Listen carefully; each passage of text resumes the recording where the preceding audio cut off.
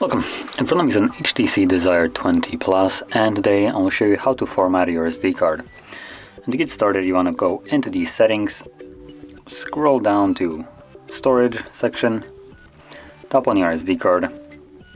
This will open up the storage itself, so you want to tap on the three dots and go to storage settings, where you'll find the option to format. Now before you progress any further, I will warn you that formatting your SD card will remove basically all the data from it. So if there's anything that you would like to keep on that card, back it up beforehand, make a copy of it somewhere on your computer maybe. Otherwise you'll lose it permanently and there's not really a way to get it back. But assuming you have already done it or you don't want to, click on the format option, format SD card, and did it already format? I think something went wrong, so let me try that again.